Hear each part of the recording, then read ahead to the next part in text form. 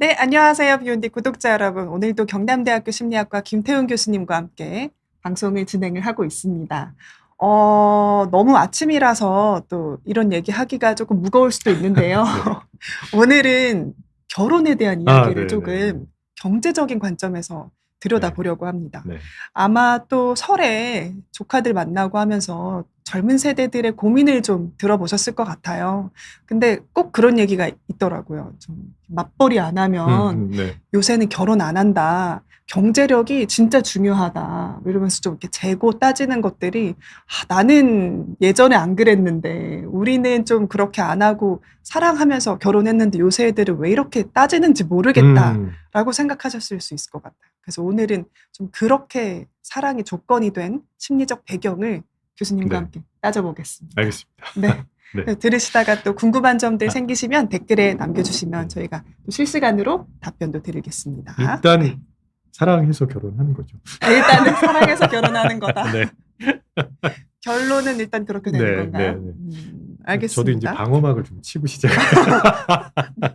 근데 기본적으로 결혼을 하면 사랑은 아예 없으면 안 되는 것 같기는 해요. 그럼요. 그건 네. 뭐, 네. 그거는 일단 필수 조건인데 네. 이제 거기서 더 나아가서 요새는 근데 좀 상대방 부모님 노후가 안 준비되어 있다. 네. 그러면 조금 막 재는 모습을 보인다거나 네. 와이프가 맞벌이 할 생각이 없어 한다. 그러면 약간 좀 철없는 좀 취급을 한다던가 그런 모습들이 좀 있거든요. 네. 그런 얘기 저도 많이 듣고 있습니다. 네. 네. 그래서 이게 좀 단순하게 좀 경제가 환경이 좀 많이 변하다 보니까 생긴 건지 아니면은 미래를 바라보는 심리적 태도가 바뀐 건지 더 똑똑해진 건지 네. 뭐 그런 것도 먼저 여쭤보겠습니다. 미래를 바라보는 태도는요. 결국은 지금 어떤지가 굉장히 크게 영향을 줄 수밖에 없거든요. 그러니까 미래에 뭐 굉장히 그 아름다운 광경들이 예측이 되면 결정을 그렇게 주저할 필요가 없습니다. 근데 그렇지 않으면 고민 많이 하게 되는 게 당연한 거고요. 직관적으로 충분히 이해하실 수 있을 거라고 보고, 그럼 어떻게 달라졌냐면 예전에는 성장의 시대였습니다. 근데 지금은 생존의 시대. 맞아요. 네. 그래서 예전에는 이런 것들을 희망하면서 결정을 할 수 있었습니다. 그리고 그런 게 사실 대부분 됐어요. 우리가 결혼해서 이렇게 갈 수 있어라고 얘기한 것들 아마 예전에 결혼하신 분들 거의 다 이루셨을 거예요. 근데 지금은 그렇게 동반 상승하는 게 아니라 잘못하면 낙오할 수 있다고 생각을 합니다. 낙오 방지의 패러다임으로 바뀌었다고 보는 거예요. 동반 상승이 아니라. 그러면 이게 어떻게 되냐면 기성세대는 뭐 결혼해서 함께 고생하고 그렇게 자산을 일궈나가는 그런 경험이 중요하다. 사랑만 있으면 할 수 있는 거 아니냐라고 얘기하는데, 이게 우상향에 대한 확실한 믿음이 있었잖아요. 그렇죠. 네. 금리가 달랐잖아요. 네. 금리 은행 예전에 금리가. 엄청 높았습니다. 지금은 뭐 3%도 아니고 2%, 네. 1% 후반대인데. 맞아요. 그 예전에 재형 저축이라는 게 있었습니다. 그게 네. 이제 재산 형성 저축의 줄임말이거든요. 직장인들 거기 넣어놓으면 10% 이상 다 받았습니다. 교수님도 좀 보셨어요? 저는 재형 저축 세대가 아닙니다. 제가 돈을 그렇군요. 벌기 시작했을 네. 때는. 저희 부모님 세대겠네요. 네네네.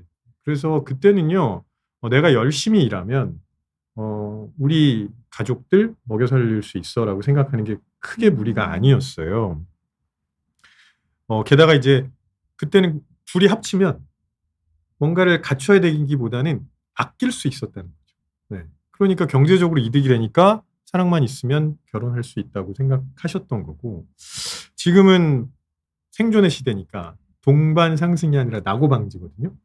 그러면 내가 현재 나 혼자 이 수준을 유지하는 것도 버거운데 나 혼자 감당하기 힘든 상태에서 누군가와 같이 살면 그러다 둘 다 망하면 어떡해 라는 걱정을 안 할 수 없는 거죠. 뭐 계속 얘기 나오고 있지만 주거비만 해도 너무 많이 차이가 나기 때문에 네. 결혼을 해서 우리 삶의 질이 하향 평준화되면 어떻게 할 거야? 챗GPT 말로 핵심을 찌르셨네요. 네. 정말로. 네. 진짜로 그 고민이 조금 되는 것 같아요. 저는 요새는. 그 고민이 굉장히 크다고 봅니다.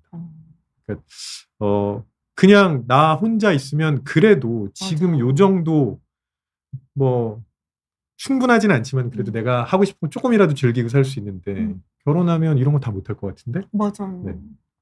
진짜 그 그러면- 생각이 들어요. 아니, 저도 이제 네. 딱 그 준비하는 세대다 네, 보니까 네, 네. 근데 지금은 내가 뭐 운동도 하고 싶은 거 있으면 하고 취미 생활도 하는데 네. 거기도 돈을 쓰고 하는데 결혼하면 못 하는 거 아닌가? 네. 이 생각이 먼저 들고 또 진짜 그 하향 하향 평준화에 평준화. 네. 대한 그 걱정이 조금 되는 것 같긴 해요. 집도 그렇고요. 네, 그렇죠. 그러니까 혼자 있으면 뭐 하다못해 부모님이랑 같이 살 수도 있고. 네. 근데 이제 결혼하고 공간을 마련해야 되는데 음. 그래서 대출 받으면은 계속 이자 나가고. 네. 네. 그리고 저도 뭐 비슷하지만 애가 생기면요. 먹고 싶은 건 못 먹습니다. 그래서 그런 고민을 하는 게 너무 자연스러워 보여요. 그러게요. 너무 자연스러운 것인데 또 생각 많은 밤님 얘기하는 것처럼 부모님은 너무 따지지 말고 둘이 잘 살면 된다고 하시는데 이게 마음만 보고 결혼하면 리스크가 큰 선택 같다고 얘기를 하시네요. 마음도 보고 결혼하셔야죠. 그렇죠. 마음도 보고. 맞아요. 네, 네. 마음도 봐야 됩니다. 네. 그리고 이게 그 나락 방지라고 하셨나요? 네, 네, 네. 하방 방지. 하향 평준화 방지. 그 용어가 나고 방지. 나고 방지가 진짜 되게 와닿는 네, 네. 표현 같긴 네. 해요. 왜냐면 특히 지금 AI 시대라서 네. 내 직업도 어떻게 될지 모르겠고 그렇죠. 10년 뒤가 잘 안 그려지거든요. 근데 그럼요. 네. 10년 뒤가 잘 안 그려지는데 여기서 내가 결혼을 하고 또 출산을 해서 뭔가를 키운다는 게 되게 부담이 많이 되는 것 제가 같아요. 예전에 한번 말씀드린 적 있는 것 같은데, 인지심리학에서 이런 걸 설명하는 그 용어가 하나 있어요. 예를 들어서 제가 피디님한테 지금 당장 10만 원 네. 드릴 수 네. 있는데 네. 1년 기다리면 12만 원. 지금 10만 원 선택하실 거잖아요. 당연하죠. 네. 그게 이제 시간 할인이거든요. 시간 할인은 미래의 가치를 낮게 평가하는 거고요. 그거는 미래가 안 보일수록 훨씬 더 낮게 평가합니다. 그러니까 지금 그 20, 30대 결혼을 고민하고 있는 그 세대에게 미래가 잘 안 그려지는 거예요.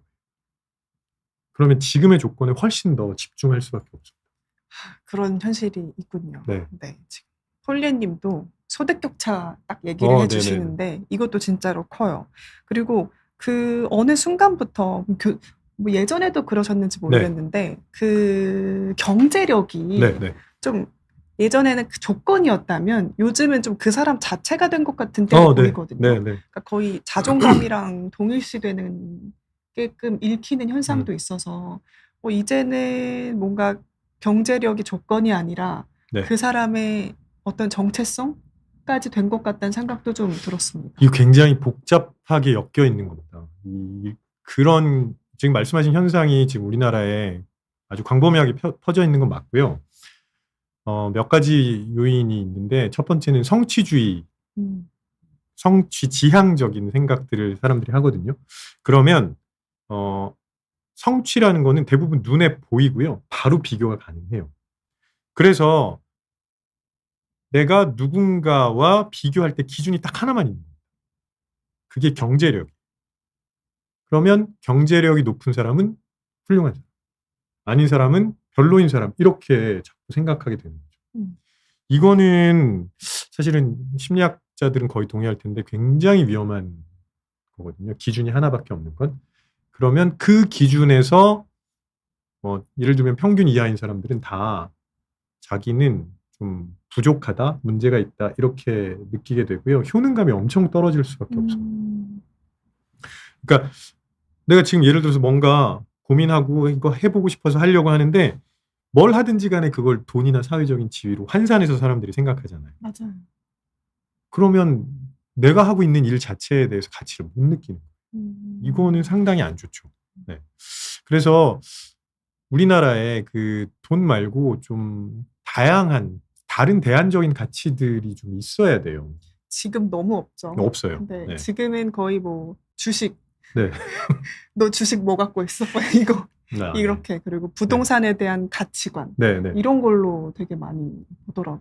그러니까 그렇게 되면 어떻게 되냐면 내가 예를 들어서 어떤 재능이 있거나 혹은 아주 좋아하는 거 혹은 취미가 있어요. 그런 얘기를 하고 있어요.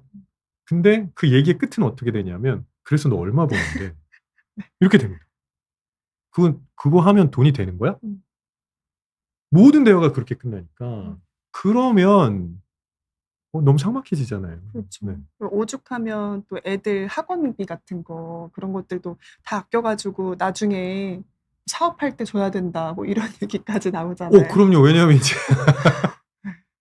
정말로 다 돈으로 뭔가 이렇게 가치가 되는 것 같긴 그러니까 하더라고요. 아이 하나 키우는데 뭐 최소 1억 든다, 2억 든다 음. 이런 얘기 계속 나오고 있으면 아니 그거 지금부터 펀드나 ETF에 넣어놓고 혹은 뭐 금을 사든가 맞아요.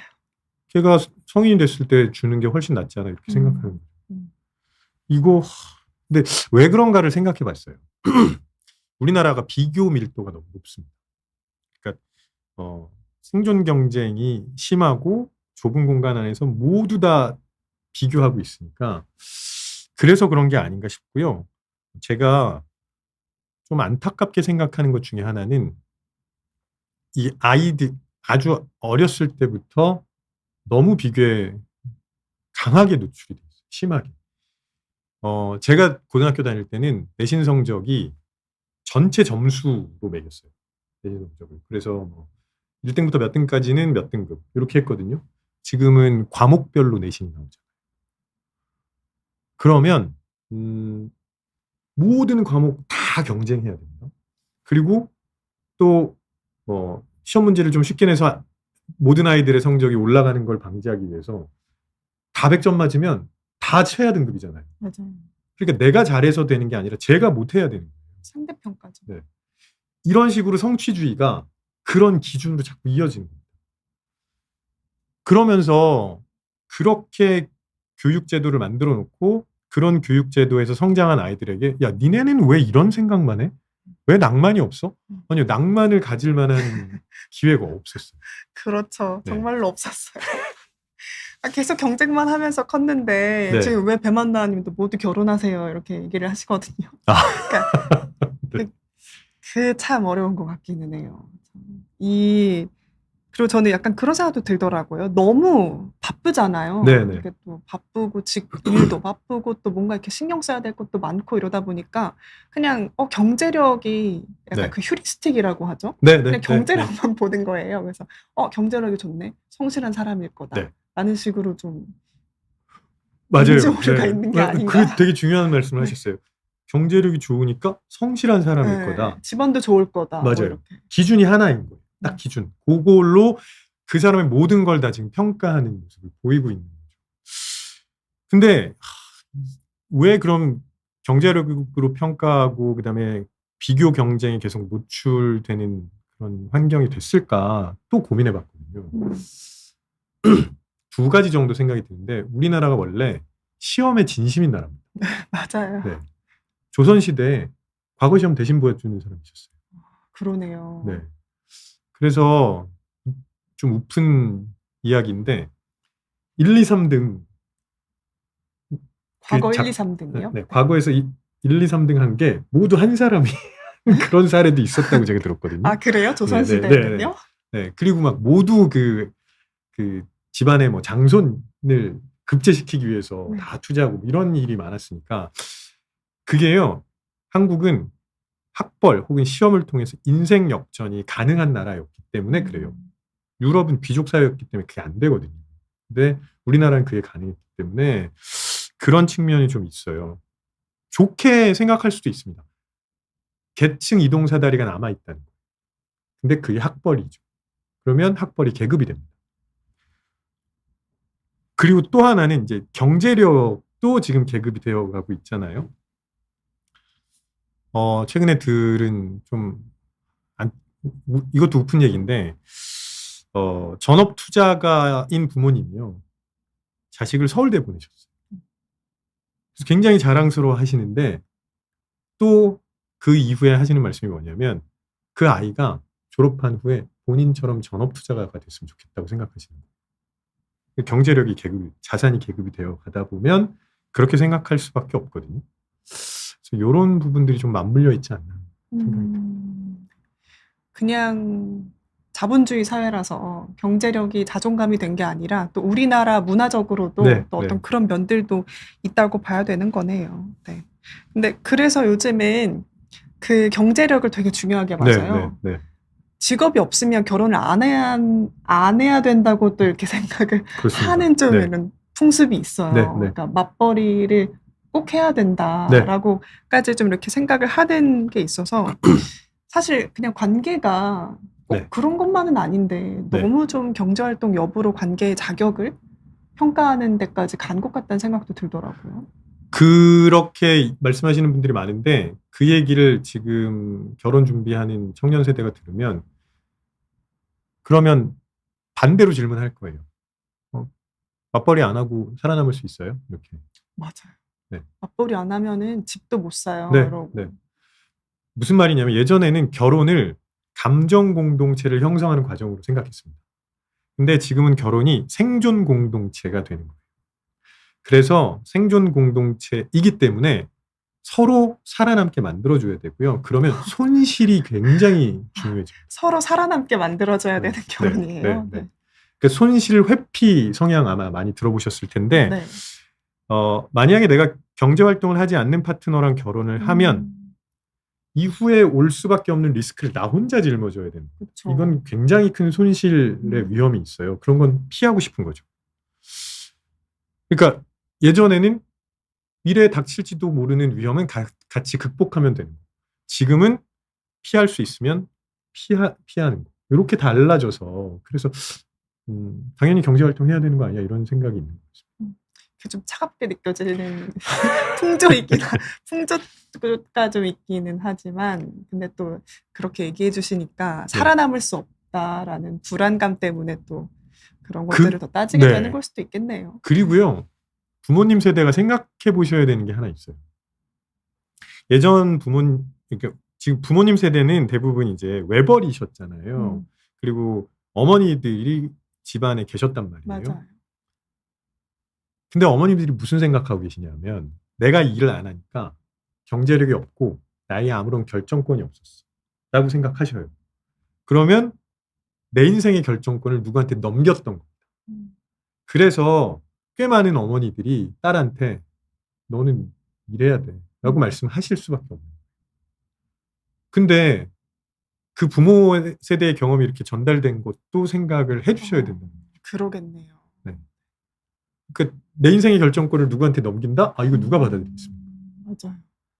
약간 세대에서 오는 어떤 그런 가르침도 있겠다는 생각도 드네요. 네.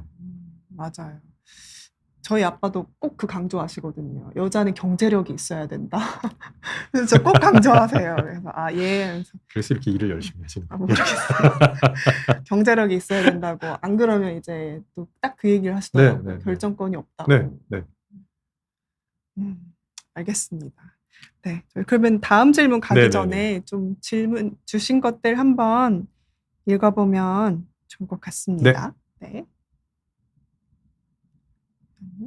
제가 댓글창을 확인을 못 해가지고 얘기하다가 아무 생각 없이 님. 아무 생각 없이 님이요? 네. 사랑하는 사람은 있는데 지금 결혼하면 너무 힘들어질 것 같다는 현실적인 계산이 계속 들어요. 이런 갈등이 반복되면 사랑이 식게 되더라고요. 네, 그렇게 됩니다. 네, 그렇게 될 수밖에 없는 게 사랑은 사랑할 수 있는 토대가 갖추어졌을 때 보통 나오는 감정이라고 생각하거든요. 물론 그 불꽃 튀는 거 이런 걸 말씀드리는 게 아닙니다. 결혼은 두 사람이 만나서 오랫동안 사랑을 나누면서 함께 살아가야 되잖아요. 그러려면 불행하지 않게 만들어줘야 돼요, 서로를. 네.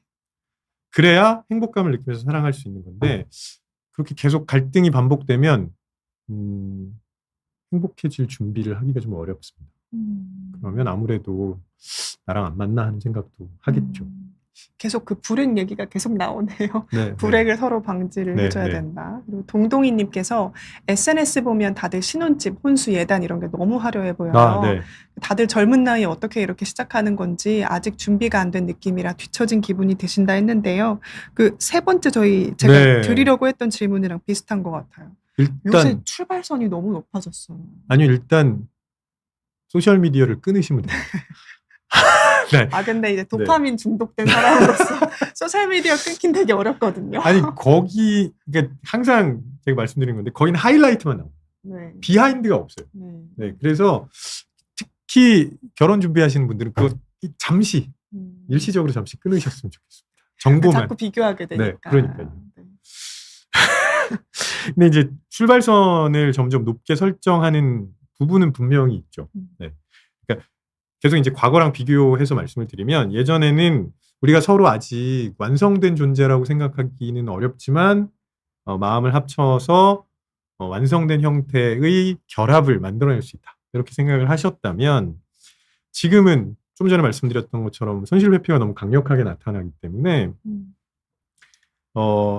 요거를 피하는 그런 그러니까 인생이 뒤처지게 만들지는 않아야 돼요. 퇴보하게 만들지는 않아야 돼요. 요 생각 때문에 저는 그렇다고 보고요. 예전엔 결혼이 성장의 경로이기도 했습니다. 아까 처음에 말씀드렸던 것처럼 같이 하면서 이렇게 저렇게 아낄 수도 있고 단칸방에서 시작해서 아파트 가자 뭐 네, 이렇게 했죠. 네네네. 고도성장기에만 가능했던 얘기고요. 근데 지금은 결혼이 마치 그냥 일정 수준 이상의 성취를 이룬 사람에게 주어지는 보상 그런 게 아닌가 싶은 게 그러다 보니까 초혼 연령이 계속 올라갔습니다. 초혼 연령 계속 올라갔고 결혼을 준비하는 분들 대부분이 그래도 요 정도 준비는 하고 결혼해야 되지 않을까요라고 생각하시는 거죠. 그것도 맞아요. 그것도 막 여자친구가 5천만 원밖에 안 모았더라. 이거 결혼해도 되냐? 네. 이런 질문도 진짜 많거든요. 30대 중반이면 1억은 모아야 되는 거 아닌가? 네, 네. 뭐 이런 기준이 네. 진짜 갑자기? 있더라고요. 네. 네. 근데 이게 제가 너무 현실적인 말씀만 계속 드리는 것 같긴 하지만 그렇게 준비가 안 되면 우리 살 수 있어라는 고민 하시니까. 슬프네요. 네. 우리 생존할 수 있을까? 이 고민을 하게 돼서 어쩔 수 없이 재고 따지고 하는 시대가 되었다는. 그렇지만 네. 소셜 미디어는 잠시 끊으셨으면 좋겠습니다. 알겠습니다. 비교하게 되면 또 마음이 네. 지옥이니까 그럴 때는 그렇게 잠깐 끊으시는 네, 게 네. 좋을 것 같습니다. 네. 그리고 시크릿 정원님도 네.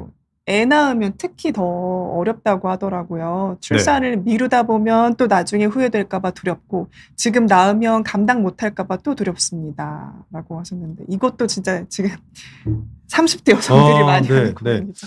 저는 저게 정말 현실적인 고민이라고 생각해요. 특히 여성분들이 몇 가지 측면인데 첫 번째 애 낳으면 경력 단절되기가 너무 쉽습니다. 그게 요새는 뭐 여성 평등 시대다 뭐 이렇게 얘기하시는데 그거 다 아니에요. 그렇지 않습니다. 정말로. 제가 아이가 둘이 있는데요. 이제 저는 제처랑 이렇게 얘기를 하면서 아이가 한 명 있을 때는 보호자가 1.5명이 필요하고 2명 있으면 최소 3명이 필요하다. 이렇게 생각이 됐거든요. 무슨 얘기냐면 애가 갑자기 아파요. 어린이집 다니고 있는데. 그러면 어린이집에선 특히 뭐 이렇게 좀 감염의 위험이 있는 장염이나 뭐 이런 거 있으면 애를 집으로 보내거든요. 그럼 엄마가 갑자기 뛰쳐올 수 없는데. 그렇죠. 일하고 있는 중이었을 네, 네. 근데 안 올 수도 없어요. 그렇죠. 안 오면 어떻게 해요? 그런 일들이 계속 반복이 되는데 그런 거 신경 쓰지 말고 그냥 애 낳으라고 할 수는 없습니다. 그래서 저는 그러니까 뭐 정부에서 계속 그런 제도적으로 그런 거를 해줄 수 있는 뭔가를 자꾸 고민하고 있으니까 점차적으로 괜찮아질 거라고 보지만 뭐 여전히 부족하고 그다음에 지난 뭐 10년 이렇게 보면 여성분들이 너무 힘들었었습니다. 그 며느라기 같은 것만 봐도 진짜 독방 육아라는 말이 막 나오는 그런 게 있었잖아요. 저도 지금도 그럴 수도 있고요. 아이 둘 혼자 볼 땐 너무 힘듭니다. 네. 그래서 아이 고민하시는 거는 저는 굉장히 당연한 고민이라고 보고요. 그리고 또 우리나라 부모님들은 애들을 이렇게 설명을 드리는데 우리나라에서는 회피 동기가 굉장히 강합니다. 회피 동기는 뭐냐면 원하지 않는 상태에서 멀어지려고 하는 동기거든요. 그래서 부모님들이 대부분 이렇게 말씀하세요. 다른 집 애들 하는 것만큼은 나도 해줘야 돼. 근데 사실은 아이들을 키울 때는 접근 동기로 말씀을 하셔야 돼요. 애가 뭘 좋아하고 애가 뭘 하고 싶은지 그런 걸 해줘야 되거든요. 근데 그렇게 하기 힘든 이유가 뭐냐면 이 집에는 이만큼 해주고 이 집에는 이만큼 해주고 이게 다 보여요. 그리고 애들이 어린이집 유치원 가서 다 서로 비교하고 있습니다. 제가 깜짝 놀란 게 5살, 6살 된 애들이 어린이집에서 무슨 얘기 하냐면 나는 부모님이랑 이번에 어디 해외여행 갔다 왔는데 그러면 해외여행 못 가네. 집에 가가지고 걔네는 어디 갔다 왔다는데 그럼 부모님이 그러면 우리도 가야 되나? 남부럽지 않은 그 기준이 네, 되게 높아지는 네, 거네요, 점점. 네, 그러니까 조금 더 준비된 상태에서 애를 낳고 싶어 하시는 거죠. 그렇죠. 또 뭔가 내 애한테는 그런 슬픔을 안겨주고 싶지 않아 네, 이런 네, 마음도 네, 또 있을 거고요. 그러니까 점점 출발선이 높아질 수밖에 네. 없다라고 생각을 해봐야 되겠네요. 네. 그리고 그 네 번째 질문 제가 먼저 한번 드려보겠습니다. 또 요즘 결혼을 공동 프로젝트라고 네. 또 많이들 생각을 하세요. 좀 반반 육아 이런 거 들어보셨죠? 네네. 반반 결혼, 반반 네. 육아, 반반 집안일 뭐 이런 식으로 그냥 조금 이렇게 함께 계획을 세우고 네. 또 이렇게 회사 파트너처럼 맞아요. 좀 그런 경향들도 좀 많이 짙어졌거든요. 그게 이제 반반 연애부터 시작한 거죠. 반반 네. 연애부터. 네. 그러니까 예전에는 오빠가 내야지 이게 네, 있었는데 네. 요즘은 없어요. 네. 데이트 통장 이렇게 맞아요. 가잖아요. 네. 그 이거를 아마 기성세대가 제일 이해를 못했어요. 그렇죠. 네. 저도 사실은 머리로는 이해가 가는데 네. 마음으로는 잘 이해가.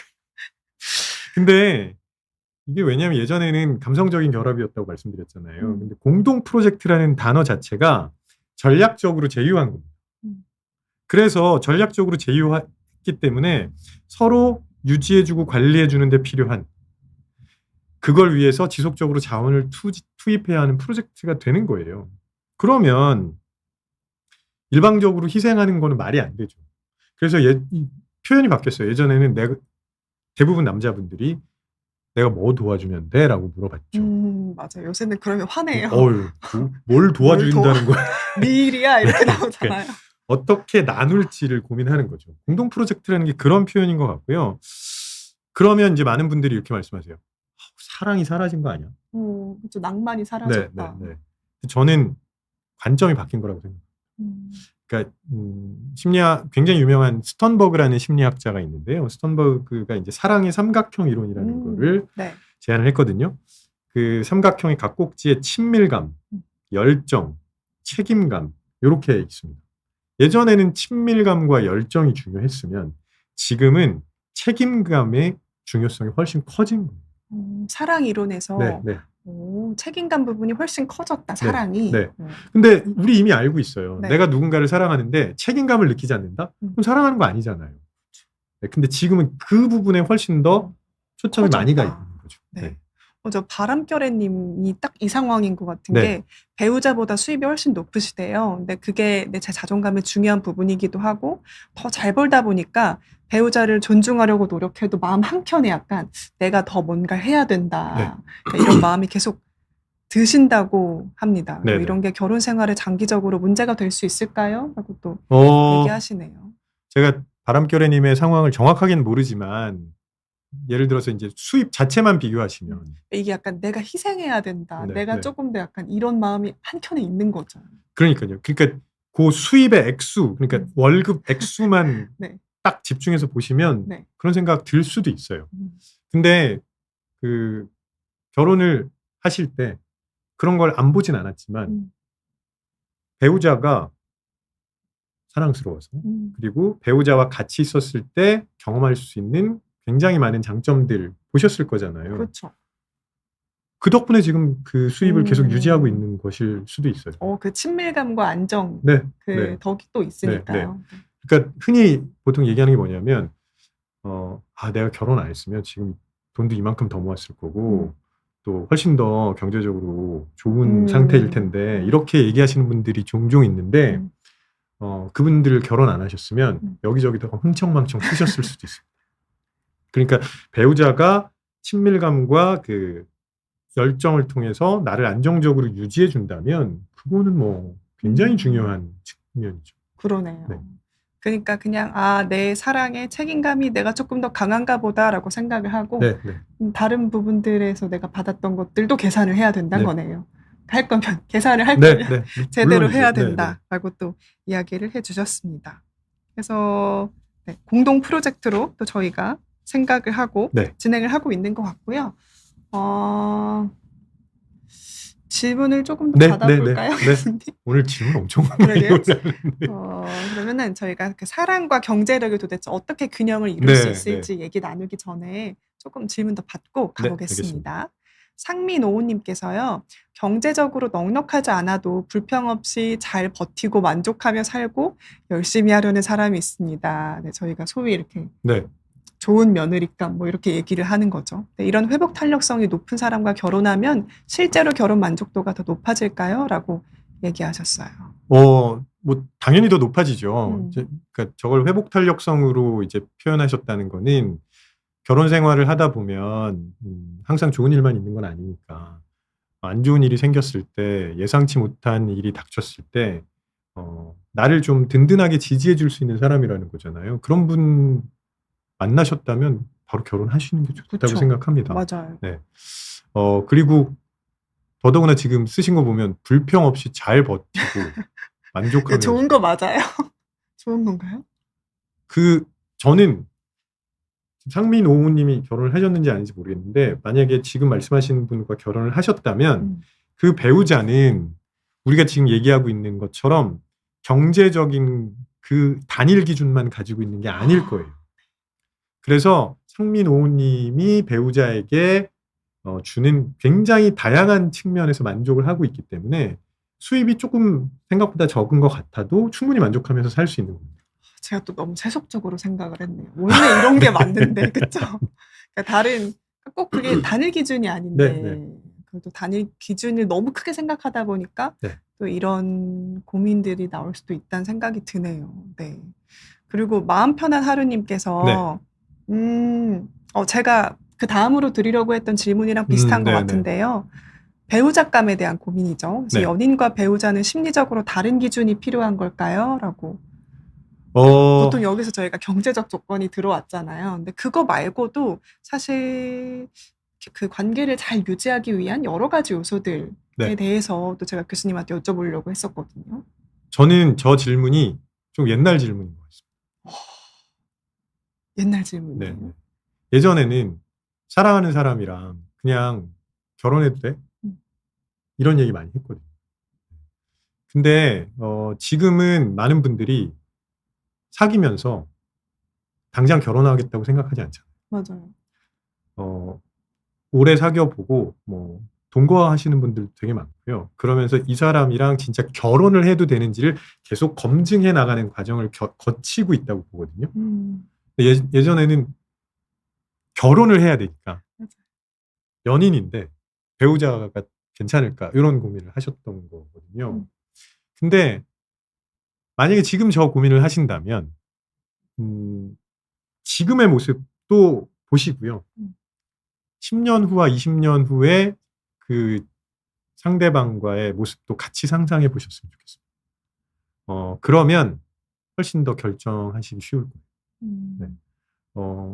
10년 후, 20년 후 모습이 상상이 안 된다? 아니요. 양가의 부모님을 보시면 됩니다. 안 계시면요? 네. 그러면 이제 이야기를 들으면 되죠. 그러니까 그렇죠. 부모님들이 어떻게 사셨고, 어떻게 키우셨고, 그런 이야기들을 좀 들어보면 내가 이 사람이랑 10년 후에 어떤 모습이 될까, 어느 정도는 떠올리실 수 있거든요. 맞아. 그랬을 때 편안하면 배우자, 그렇지 않으면 좀 고민해 보셔야 돼요.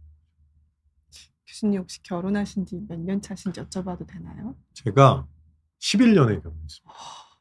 그러면은 10년 넘었네요. 횟수로 16년째죠. 네.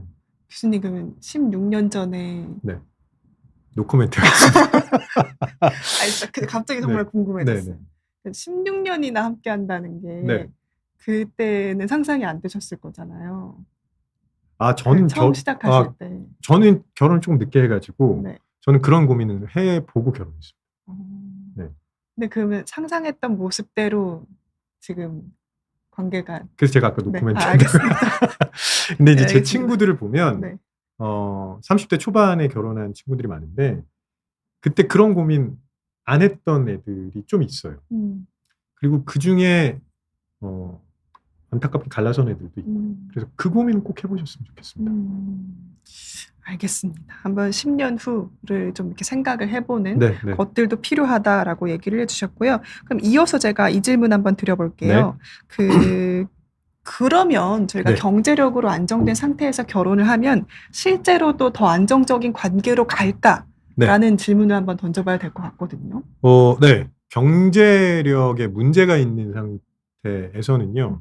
사람들 머릿속에 무슨 생각이 드냐면 결핍이 굉장히 강하게 나타납니다. 네. 이것도 없고 이것도 없고 이것도 부족한데. 집도 없고 차도 없고 아직 있는 게 없다 뭐 이렇게 네. 되면. 그러면 결혼을 해서 부부가 어떤 생각을 하게 되냐면 우리가 가지고 있는 부족한 자원을 어떻게 효율적으로 배분해야 되는지를 계속 고민하게 됩니다.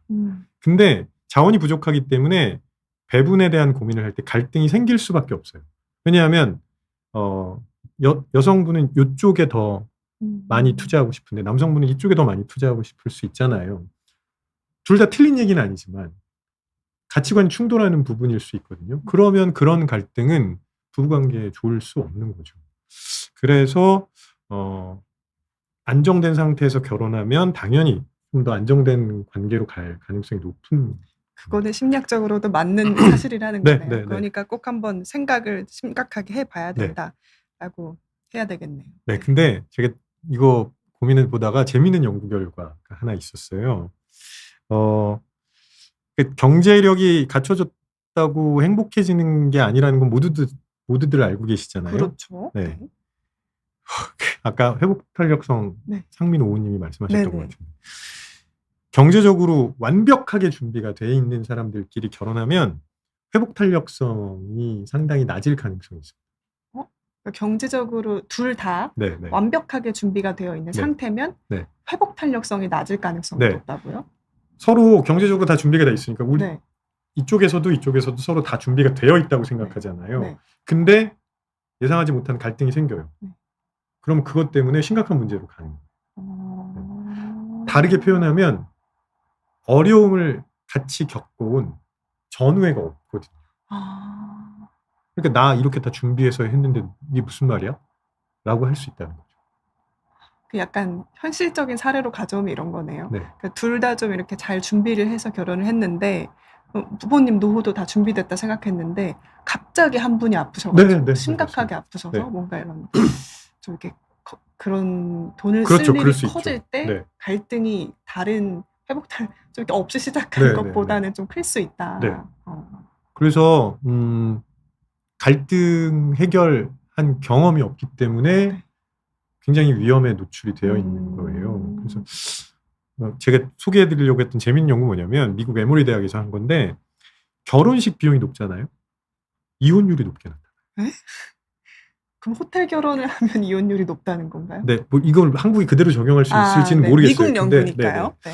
근데 이제 결혼식 비용이 높다는 얘기는 양쪽이 다 굉장히 그 경제적으로 충분히 준비가 되어 있다는 거잖아요. 네. 그러면 조금 전에 그 피디님이랑 나눈 이야기처럼 문제가 생겼을 때 서로 해결을 못하고 바로 그냥 파탄으로 갈 가능성이 생긴다는 거죠. 그거를 뭔가 이렇게 함께 이기고 이렇게 네. 하려는 또 그 역량도 부족을 한 걸 수도 있고 아니면 의지가 없는 걸 수도 있겠네요. 네. 손실 회피 관점에서. 맞아요. 이렇게 생각하는 거죠. 내가 왜 이런 고민을 같이 해야 돼? 그러네요. 네. 좋은 건지 나쁜 건지 알 수가 없네요. 그래, 든든한 집안이 있으니까 좋다. 뭐 이렇게 생각을 해볼 그러니까 수도 있고 또 그런 경우에는 대부분 어렵네요. 경제적인 조건만 보고 맞춰서 결혼한 거예요. 처음부터 오늘 계속 얘기한 게 그 단일 조건으로 가면 안 된다는 얘기를 계속 하고 있는 거잖아요. 네. 그래서 결혼을 생각하실 때는 네. 최대한 여러 가지 기준, 조건 이런 것들을 보시라는 거죠. 그러네요. 그러면 네. 그 조건이 어떤 건지를 한번 여쭤봐야 될 것 같아요. 그러니까 경제력 외에 저희가 좀 어떤 요소가 이 관계 지속에 중요할지 아까 얘기하셨던 그 위험 네네. 회피 능력, 네네. 회복 탄력성도 포함이 될 것 같고요. 또 어떤 것들을 저희가 좀 보면 될까요? 처음 일단 먼저 봐야 되는 거는 저는 성격이라고 생각해요. 네. 이게 너무 뻔한 얘기 아닌가라고 네. 오해하실 수 있는데 아니요, 저 이제 할머니들이 네. 외모가 중요하다 뭐 이런 농담들 많이 하시잖아요. 성격보다 외모다 뭐 이런. 그래서 갑자기 그게 생각나서 네. 웃었어요.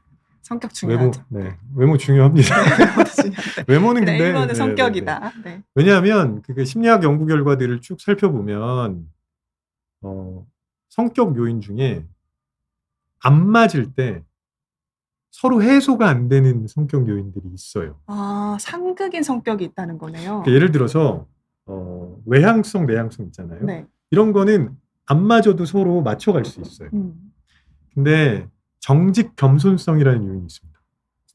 그 헥사코 성격 검사에서 보면 이거는 안 맞으면 대부분 관계가 틀어집니다. 정직 겸손성 네, 부분에서. 네, 네. 한 사람은 정직 겸손성이 높고 한 네. 사람은 그게 낮잖아요. 네. 그러면 관계 유지가 쉽지 않습니다. 그런 요인 중에 또 개방성도 있습니다.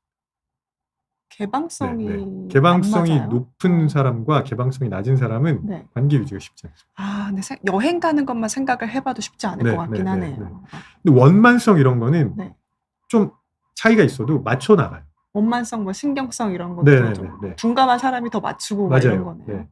그래서 제가 성격을 보라는 얘기는 무슨 말이 하실 수 있는데 그런 네. 요인들은 보셔야 돼요. 아, 정직 겸손성, 정직 겸손, 네, 정직 겸손성. 정직 겸손성 그리고 개방성 네. 이런 것들을 좀 봐야 된다. 그러니까 정직 겸손성 하면 이제 오해하실 수 있어요. 그럼 네. 정직한 사람과 네. 부정직한 그런 건 아니고요. 네. 예를 들어서 정치관 같은 건가요? 아니요. 예를 들어서 사업가 정직 겸손성이 너무 높으면 네. 사업하기 어렵습니다. 맞아요. 네, 네, 네. 네. 반면에 공직에 계신 분 네. 정직 겸손성이 높아야 되겠죠. 네. 기존의 제도 이런 것들도 있고 그다음에 내가 원래 정한 기준에서 어느 정도 벗어날 수 있는지 이런 것들이에요. 네.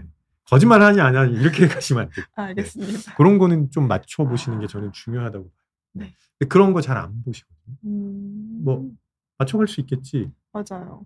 그리고 특히 개방성 같은 경우도 그냥 저 사람은 호기심이 많나 네, 보다라고만 생각을 하지 그러니까 절대 안 맞는다는 거잖아요. 살아가면서. 엄청 싸워요. 그렇구나. 여행 그런 말씀하셨잖아요. 요인이 있구나. 둘이 여행을 갔어요. 일단 네. 여행지를 정하는 것도 되게 어렵습니다. 아, 그렇죠. 개방성이 높은 사람은 안 가본 데 가고 네, 싶거든요. 맞아요. 네. 그리고 어렵게 여행지를 정해서 갔어요. 음. 높은 사람이 하고 싶은 것과 낮은 사람이 하고 싶은 게 완전히 다릅니다. 그렇다요. 그러면 둘이 공유할 수 있는 경험이 많지 않다는 거거든요. 그럼 그게 관계 유지에 좋을 리가 없죠. 그러네요. 한두 번은 좀 이렇게 그래 한번 따라가 보자 할 수 있어도 네, 네. 개방성이 낮은 사람은 또 참느라 힘들고 높은 사람은 또 못해서 힘들고 약간 그렇게 되겠네요. 네. 네. 알겠습니다. 그 MBTI보다 한번 네. 개방성을 제가 말씀드린 거는 헥사코라는 성격 검사고요. 네. 이게 이제 성격을 6개 요인, 정직, 겸손성, 그다음에 정서성, 그다음에 외향성, 네. 원만성, 그다음에 성실성, 개방성 이렇게 나눕니다. 심리학에서 제일 많이 사용하고 있는 성격 검사. 알겠습니다. 네. 네. 그리고 아까 저희가 얘기했던 네. 내용 그대로 평소처럼 그대로 네, 계속 얘기를 해주셨는데 상대가 집안도 여유 있고 위기를 겪어본 적 없어 보이고 그러면 좀 부모님 도움을 받는 의존력이 강한 사람 같아서 고민이 되는데 이런 사람과 결혼하면 위기 상황에서 무너질 가능성이 높을지요라고 또 본인이 얘기해 주셨어요. 감당 못하면 부모님한테 전화하겠죠. 그렇죠. 제가 딱 아까 얘기했던 그 실험 네, 연구 네. 얘기랑 굉장히 비슷한 사례네요. 심지어 저는 어떤 케이스도 봤냐면 어디 행사에 가야 되는데 옷을 뭘 입을지를 엄마한테 전화해서 물어보는 분도 봤습니다. 교수님들 중에요? 아니요, 교수는 아니었는데 그 직업이랑은 상관없습니다. 그래서 부모님한테 의존하는 게 강하면 그건 좀 그렇죠. 네. 마마보이는 피하라는 말이 괜히 있는 게 네, 아닌데. 뭐 마마보이든 파파거리든 뭐 네, 다. 맞습니다. 독립을 해야 또 그게 또 되니까요. 네, 맞습니다. 윤희님께서 그냥 남편이랑 둘이 같이 하면 뭐든 이뤄낼 줄 믿었다고 네. 라고 얘기해 주셨어요. 지금 말씀하신 것처럼 인생의 롤러코스터도 같이 타셨고 성격, 외향성 저건 달라도 맞출 수 있거든요. 그래서 그렇게 잘 하신 거죠. 그렇죠. 저는 일을 벌리고 남편이 일을 수습합니다. 돈에 관한 것도 잘 받는다고 얘기를 해주셨습니다. 알겠습니다. 네. 그러면 이제 이 질문 드려봐야겠어요. 완벽히 그럼 저희가 준비된 뒤에 시작을 한다. 네네. 이제 그 명절에 너 결혼 언제 하니? 그러면 좀 준비한 다음에 할 거예요. 라고 네, 얘기하거든요. 그러면 혹시 이게 좀 관계를 미루는 인지적 함정이 있지 않을까라는 생각들 네. 이제 이모 고모는 또 한 번 더 이렇게 얘기를 하셔야 되니까 네. 너 이런 인지적 함정이 있다라고 네, 꼭 살펴봐야 될 게 있긴 할까요? 네, 정확한 지적이세요. 그러니까 제가 질문을 바꿔볼게요. 언제 완벽해져요? 딱 각자 기준이 있는 것 같아요. 네. 완벽이라는 기준은 지금 그냥 생각해도 좀 멀리 있잖아요. 그렇죠. 네. 근데 다 한 3년 뒤를 얘기해요. 다 한 3년 후? 다 이렇게 얘기해요. 그러면 경제적인 수준이 올라가요. 그럼 그 기준이 가까워지나요? 또 생기죠, 목표가. 대부분 더 멀어집니다. 네. 완벽이 더 멀어져요. 그래서 그렇게 생각하고 완벽한 상태에서 결혼하려고 하면 결혼 시기가 점점 늦춰지는 거예요. 그래서 이제 그 이유 때문에 뭐 일반적으로는 네. 연령이 증가할수록 결혼을 자꾸 망설이게 되는 거죠. 네. 그래서 그 완벽이라는 거 말고 적정한 수준을 고민하셨으면 좋겠습니다. 네.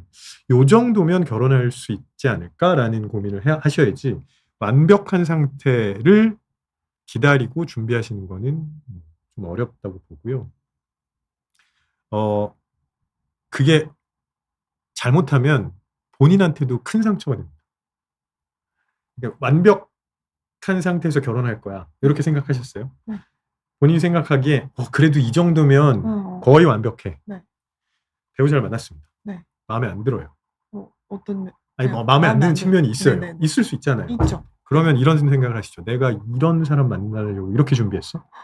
그거 좀 너무 슬픈데. 상처받을 것 같아요. 네, 되게 당황스러운 생각이죠. 내가 이런 사람 만나려고 지금까지 이렇게 기다렸냐. 저 근데 그 얘기 진짜 많이 듣거든요. 네. 많잖아요, 이제. 내가 이렇게 열심히 살았는데 고작 이런 사람이랑 결혼하려고 열심히 살았나 막 이런 하소연들도 많이 올라오거든요. 그래서 제가 완벽한 게 아니라 적정한. 네. 그러면 그런 생각은 안 하시겠죠. 적정한 수준이면 나도 부족한 게 있는 거잖아요. 이게 또 저희가 너무 경쟁하면서 크다 보니까 또 완벽을 추구하고 또 그런 것들을 바라기도 하고 맞습니다. 그래서 거기에 익숙해져 있다 보니 또 나에 대한 기준도 올라가고 그러다 보니까 상대에 대한 기준도 올라가고 네. 그러다 둘 다 상처받는 일이 생길 수 있다라고 봐야 되겠네요. 네. 알겠습니다. 알겠습니다. 참 오늘 이렇게 뭔가 교수님과 함께 저희 지금 90년대생들, 80년대생들이 결혼에 대해서 갖고 있는 관점이 많이 달라졌다는 것들을 현실적으로 알 수 있는 시간이었는데요. 유전 A님께서 맞벌이가 말이 맞벌이죠. 맞벌이란 슈퍼 원더 우먼의 현모양처를 해야 된다라고. 이것도 사실 또 다른 얘기예요. 정말로 또 그 어떤 힘들죠. 맞벌이를 진짜 힘들죠. 이거 진짜 다른 얘기라서 이건 또 다음에 저희가 다룰 수 있으면 한번 다뤄보도록 하겠습니다. 여자분들이 너무 힘들어요. 네, 맞아요. 네, 직장 생활하면서 애 키우고 뭐 이렇게 하기가. 맞습니다. 저희 그럼 마지막으로 허스키님 질문 한번 읽어보고 댓글 남겨주신 건데요. 얼마나 많은 물건, 음식, 서비스, 여행 등을 없어서는 안 될, 가보지 않으면 안 될 것 같은 것으로 여기는가, 물질주의적인 경향이 높은가 등에서 또 사람들 간의 차이가 날 것 같다고 또 얘기를 해주셨어요. 심리학을 굉장히 잘하시는 분 같아요. 댓글 남겨주시는 거 보면 고민도 많이 하시는 것 같고요. 제가 드리고 싶은 말씀은 이겁니다. 그러니까 오늘 되게 많은 얘기를 했지만 모든 분들이 동의하실 만한 이야기는 뭐냐면 결국은 누군가랑 사랑하는 건 불확실성과 동행하는 겁니다. 네, 100% 확실하고 예측 가능하면 그건 사랑 아닌 거고요. 어차피 불확실성과 동행을 하는 거라고 생각하시면 그러면 지금 고민하는 부분들이 상당수 해결되지 않을까 싶고 너무 완벽하게 준비하시면 우리가 흔히 사랑이라고 부르는 그 강렬한 불꽃 금방 네. 꺼집니다. 알겠습니다. 네. 그러니까 어쩌면 이 사람하고 결혼해도 될까라는 질문에 앞서서 내가 불확실성을 함께 견딜 수 있는 준비가 되었나라는 생각을 해보는 것도 좋을 것 같다는 생각이 드네요. 네. 오늘 이렇게 인지심리학자 김태훈 교수님과 함께 좀 이른 아침부터 결혼에 대한 이야기 나눠봤습니다. 네, 오늘 방송 여기서 마무리하도록 하겠습니다. 긴 시간 동안 또 시청해주셔서 고맙습니다. 교수님, 감사합니다. 네, 고맙습니다. 네, 어려운 주제 얘기해주셔서 네, 감사합니다. 네, 고맙습니다. 네, 여기서 마무리하겠습니다. 감사합니다.